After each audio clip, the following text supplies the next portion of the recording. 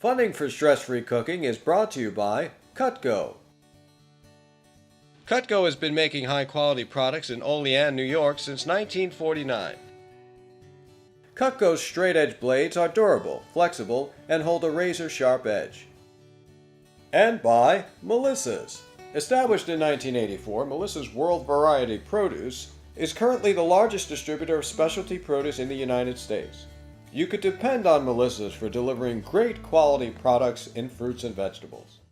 Hi, I'm Barbara Seelig-Brown. Welcome to Stress-Free Cooking.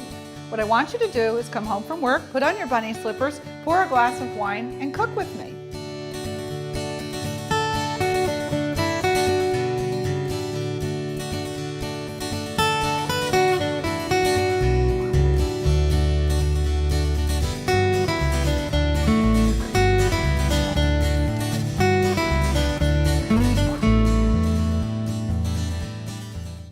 I'm Barbara Seelig-Brown. Welcome to Stress-Free Cooking. What I want you to do is come home from work, put on your bunny slippers, pour a glass of wine, and cook with me. Cheers. Today our show is going to be all about quick little helpers in the kitchen. Some sauces and some things that are going to make your life a little bit easier. So I'm going to start out by making a fresh marinara sauce. Really simple, really easy to do. I'm going to turn on my pan, add a little extra virgin olive oil, just enough to coat the bottom of the pan. Let that heat up. I'm going to chop a little bit of fresh garlic. Put your knife on top, give it a good whack, and the skin will come right off. And then we're just going to give this a nice rough chop. Watch those fingers, tuck those fingers down, keep them out of the way. Okay. Chop that garlic. We don't need a lot of garlic. Sometimes people overdo the garlic a little bit, but a little bit goes a long way, especially if it's nice and fresh. Okay, so we'll get that garlic warmed up. Now I have some fresh plum tomatoes that I've peeled, and all you need to do to peel your fresh plum tomatoes is take some, put them right into some boiling water, let them sit for 2 or 3 minutes, take them out, put them in cold water in your kitchen sink or in another pan or a bowl, and the skins will come right off. You can also use a can of crushed tomatoes. A 28-ounce can of crushed tomatoes with no salt would also give you a really nice fresh marinara sauce. So we're going to put the tomatoes in here, let them cook down a little bit, add some fresh basil, and that's it. What we can do with this is we can serve it over pasta, we can do a nice chicken parmesan, we can put it into soups. So it's a really helpful thing. Keep it in your refrigerator. After a couple of days, you can always pop it in the freezer. All right, so I'm hand crushing these so it looks really rustic and really fresh. It doesn't take long at all. But if it's the time of year when you really can't get fresh plum tomatoes, then what you want to do is just buy some really good quality canned tomatoes. San Marzanos are wonderful. They're from outside of Naples in Italy. They have a really great taste. But if you don't want to pay for the San Marzanos, any good quality crushed tomato will do. But I like to go with no salt because I like to season my dishes myself. All right, we're going to let this cook a little bit. And what I'm going to do now is take some of the fresh basil that I have here, and I'm just going to pull it off the stems. This is just a tiny leaf basil. Basil comes in all different varieties. There's hundreds of varieties of basil. At this time of year, what's growing really good outside on my patio is this small leaf basil. There's also one called lettuce leaf. It's a really big leaf basil. It grows very well in summer, but we're actually cooking in fall right now, so that basil's a little bit done. So whatever you can get, but as long as it's nice and fresh.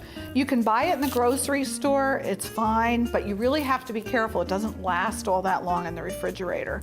So make sure it doesn't get too wet because the water on your herbs and your greens is actually what makes those herbs and greens spoil quickly. Okay, I think I have plenty of basil here. I'm just gonna give this a rough chop and just run the knife right over it and rearrange it a little bit, keeping those fingers out of the way.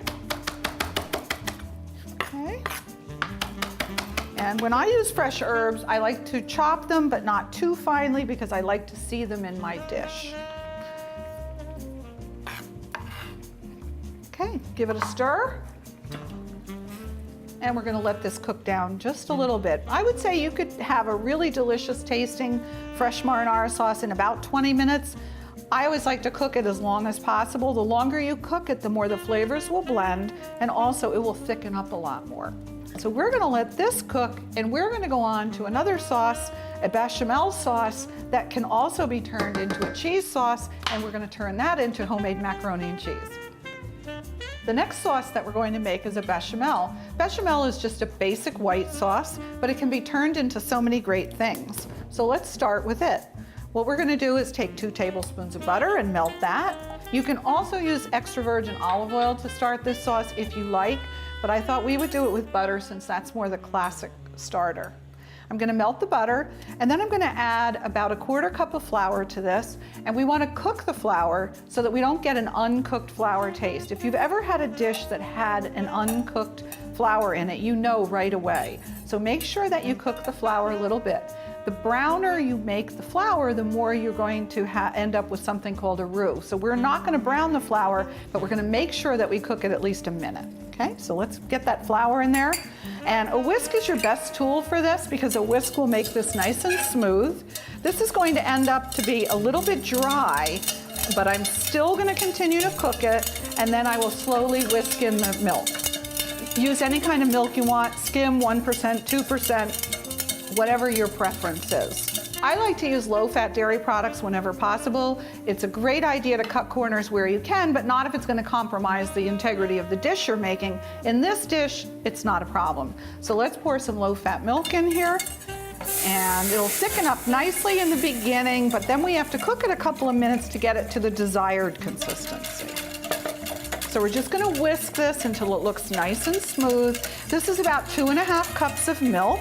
This will be enough sauce that I can add some cheddar cheese to this, turn it into cheese sauce for macaroni and cheese, and it will be enough for about 1/2 pound of cooked pasta. While this is cooking, I wanna grab some salt and pepper and season this dish. So I like to use sea salt. I use fine sea salt. It has the most flavor.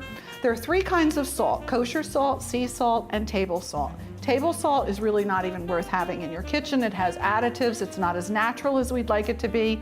Sea salt is the least processed. Kosher salt is great. It dissolves very quickly. I happen to like to choose sea salt. And a pinch of salt is about 1/8 of a teaspoon. So if you don't want to get the measuring spoons out, you can just assume that it's about 1/8 of a teaspoon. So I've added only about 1/4 teaspoon of salt. I'm gonna add a little more, so about 1/2 teaspoon of salt. Your cheese can be salty, so make sure that you don't overdo the salt before you add the cheese. So we'll let that cook. A few grinds of fresh black pepper. This is a place where you could also use white pepper if you don't like to see the black pepper flakes, but I feel like we're cooking at home and it's okay to see the black pepper flakes. It's nice to know what's in a dish. All right, as this is cooking and thickening up, it reminds me of when I made this for my sons when they were kids. This was one of their favorite dishes. They had a grandma who used to make macaroni and cheese all the time for them, so they had fond memories. And then I had to start making it for them. So now everybody makes macaroni and cheese in our family, and it does bring back great memories. And that's the beautiful thing about cooking, is all those wonderful memories that you have. Now my bechamel has thickened up quite nicely. It's at a nice gentle boil. So if I wanted just a nice white cream sauce, this would be done. But since I want to take it to the next step today, and I want to turn this into macaroni and cheese, what I'm going to do is add about 6 ounces of shredded cheddar cheese and stir that in. I'm going to turn off the heat now so that my cheese doesn't stick to the bottom of the pan. Once this is nice and smooth and creamy and velvety, I can add my pasta, and it looks great. So it's a beautiful golden color. You can use white cheese if you prefer to do that, but it does look nice to have the yellow. Add some pasta. This pasta was cooked al dente. Put it in boiling water. To cook your pasta properly, you want to make sure that you always put your pasta in at least 6 quarts of boiling water. The one mistake I see people doing is to cook their pasta in too little water. And if you cooked your pasta in a small pan like this, it doesn't have enough room to dance around and it sticks together. So you need a pan at least twice the size of this. Okay, stir this around. This is going to be turned into a baking dish. And I sprayed this baking dish very lightly with a non-stick cooking spray or a pan release just so that it does clean up nicely, because stress-free cooking also includes stress-free cleanup. So let's turn this into the baking dish.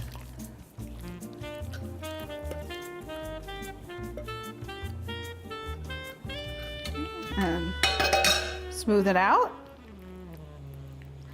Top it with a little bit more cheese, or breadcrumbs, or tomato slices, whatever you like. I like to just use cheese. This cheese will get nice and golden brown in the oven. And that's it. So pop this into the oven for about 20 to 30 minutes until it's nice and bubbly and golden brown on top. Let it sit for about 5 minutes when it comes out of the oven, and it's all ready to go. The other nice thing about this dish is you could make a double batch and freeze one for another day. So let's pop this into the oven. The next thing that we're going to do is grill some chicken, because at the end of the show, I want to show you how you can use some of these sauces. So grilled chicken is a really versatile thing to have in your repertoire of recipes. I'm going to take a boneless, skinless chicken breast that I've trimmed, and basically what the guideline for trimming is take away anything that you don't think you'd want to eat. So we're going to put the boneless chicken breast on a sheet of parchment paper, and if you take a look at the chicken breast, you can see that it has two distinctly different sides. We have a shiny side, that's where the skin was, and we have the other side that was against the ribs. So we're going to put the shiny side up, and we're going to fold the parchment paper in half, grab a meat pounder with no spikes, that way we don't tear the chicken breast, start in the middle, and just start pounding away from the center of the chicken breast till it's nice and even thickness, about 1/2 inch.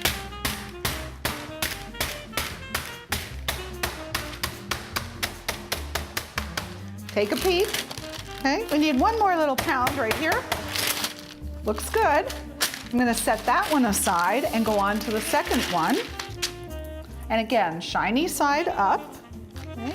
Start in the middle and work your way out.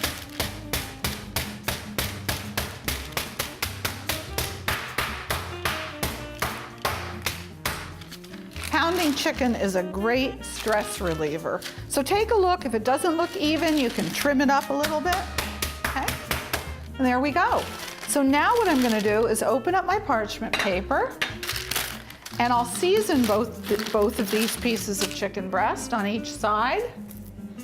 Okay, I'm going to use a spoon for this salt, since I don't want to put chicken hands in my salt. Just a little bit on top, and then I can rub it in.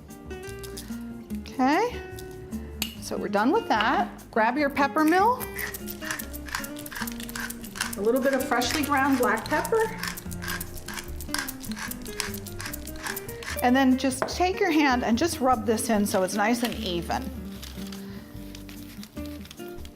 We'll do one side here. We're going to put it into the grill pan, skin side down first. That's your presentation side. That will be the side that you'll want to put face up on the plate. So into the pan. The grill pan has been preheating. Okay. Now I'm going to wash my hands, and then I'm going to season the other side of the chicken breast with salt and pepper, and then we'll go on to our mushroom wine sauce. So now that my hands are nice and clean, I can just pinch my salt and sprinkle it over the chicken. And again, my pepper mill. This will take 3 to 4 minutes on each side, just until you get nice golden brown and nice grill marks. You're going to use tongs to turn your chicken so that you don't pierce it and let all the juices run out of it. Let's let that cook, and let's talk a little bit about mushroom wine sauce. So for my mushroom wine sauce, I'm going to use some mushrooms, fresh mushrooms of course, some garlic that I'm going to crush and chop. And then I have two kinds of mushrooms here. I have regular white mushrooms, and I have cremini. Cremini are baby portobellas. They're just portobello mushrooms that haven't been grown to that big portobello size.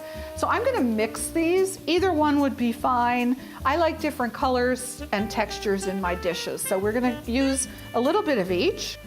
And when you clean your mushrooms, all you have to do is take a damp paper towel and wipe the dirt off the mushrooms. They're grown in a sterile growing solution, so it's really not dirt, but most people don't like to see those little black flecks. So just wipe them off. If you want, you can trim the bottom of the stem.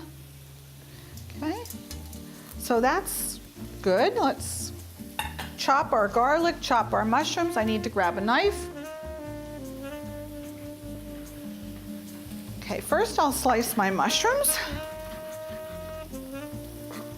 Now you want that nice rocking motion with your knife. So you're gonna hold the knife close to the blade and you just lift and push forward, just like train wheels. If you think about the locomotion, the motion on a train locomotive, you'll get that cutting action down just fine. Make sure you tuck those fingers down so that if you do slip, all that happens is you might skin your knuckle, but you won't cut the end of your finger. Okay. Another way you can slice your mushrooms is you could use an egg slicer. So if you have a handy egg slicer, just pop a mushroom in it just as you would the egg, and it will do the work for you.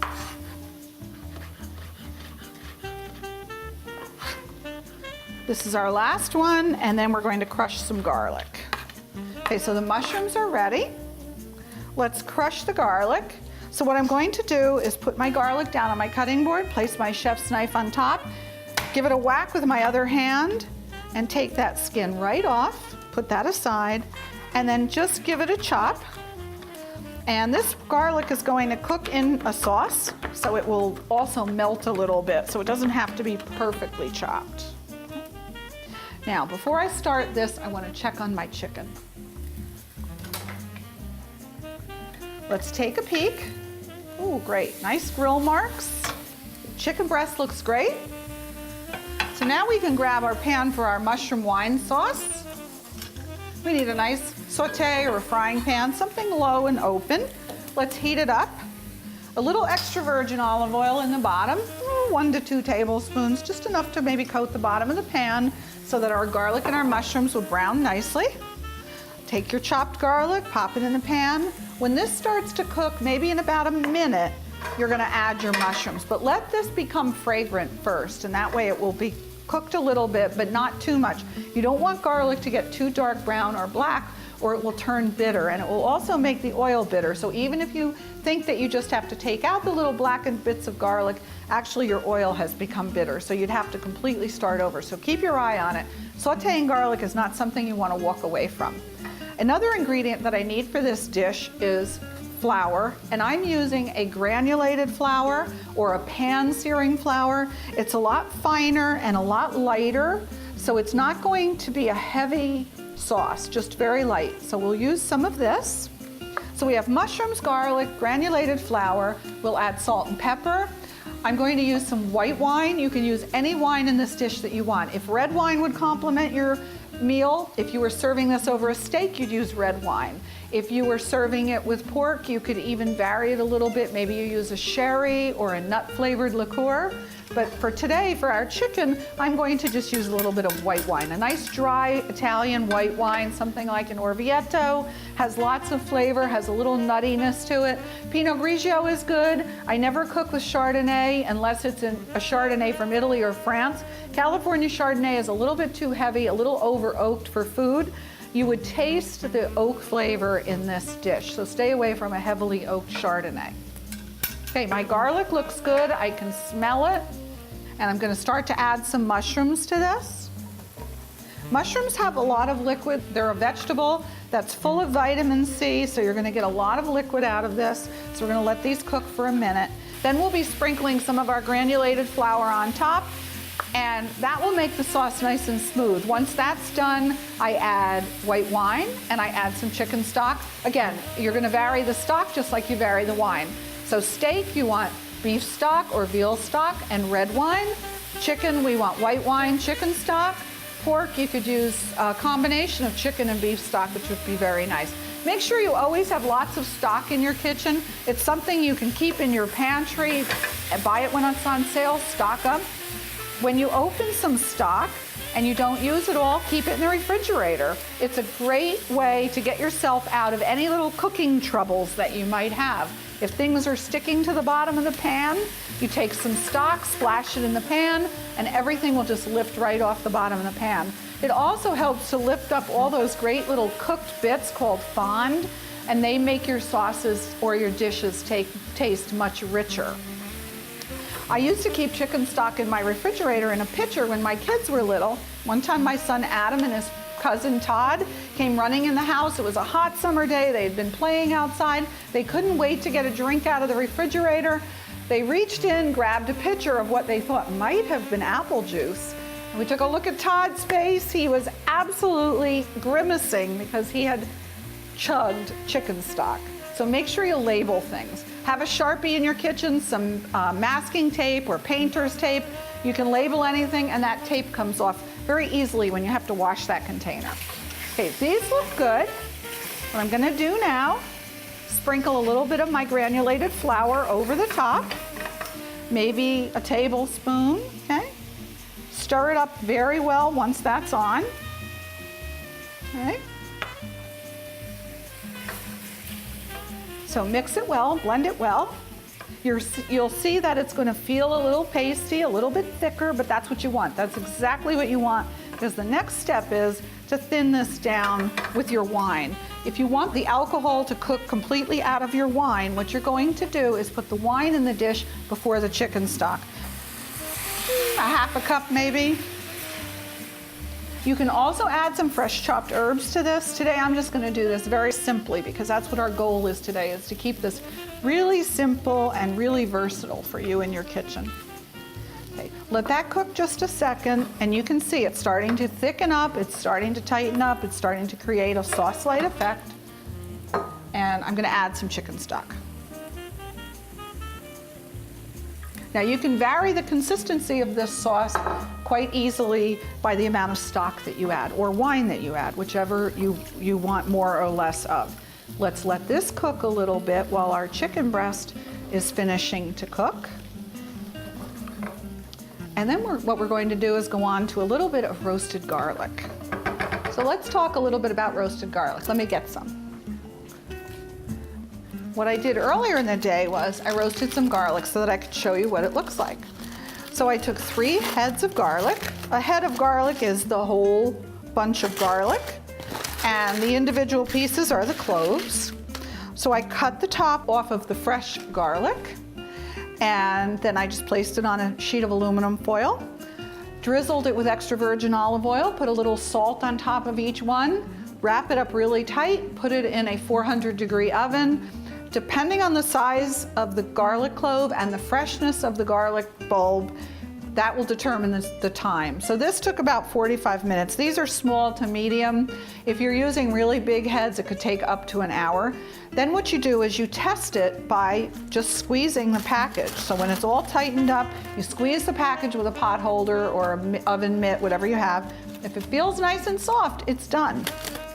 And that's what we have here. So this roasted garlic could be a garnish on something, could be put into a vinaigrette for a roasted garlic salad dressing, could be spread on bread instead of butter. It would be very healthy. Garlic has a lot of antioxidants and a lot of bacteria fighting properties in it. So it's just another little tip, just something great to have in your refrigerator. You can refrigerate this for a couple of weeks, and anytime you're cooking, if you need just a little pick-me-up to that dish, squeeze out a little bit of this roasted garlic and you're good to go. All right, let's take a look at all of the dishes that we've created. So the first thing I'm gonna do is take a chicken breast and put it on each plate. Okay. So beautifully grilled chicken breast. You can also use this in other ways. What you can do is make chicken salad out of this, make yourself a great Caesar salad, and put some of your own homemade grilled chicken on top. Okay. So we have chicken breasts for each of our 2 sauces. So some of the mushroom sherry sauce here over 1 chicken breast, and some of the marinara on the other chicken breast.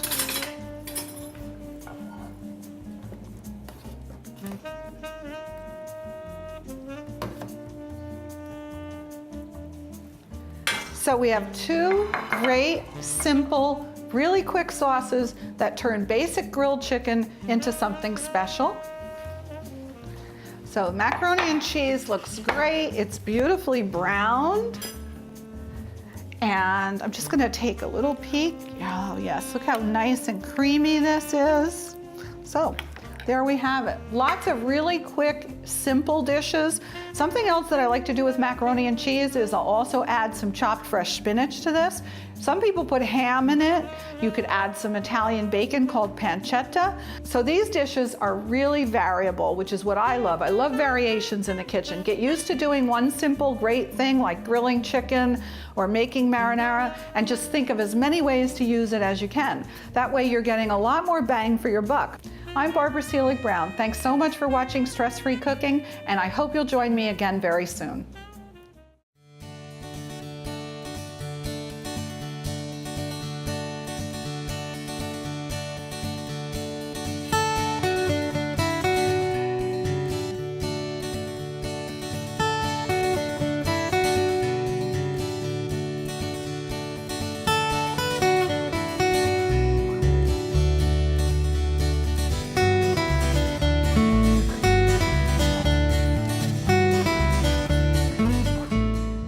Funding for Stress-Free Cooking is brought to you by Cutco. Cutco has been making high-quality products in Olean, New York since 1949. Cutco's straight-edge blades are durable, flexible, and hold a razor-sharp edge. And by Melissa's. Established in 1984, Melissa's World Variety Produce is currently the largest distributor of specialty produce in the United States. You could depend on Melissa's for delivering great quality products in fruits and vegetables. Enjoy Barbara Seelig-Brown's cookbook as she shows you how to make stress-free dishes in the comfort of your own home. Offer made by Stress-Free Cooking for $19.95.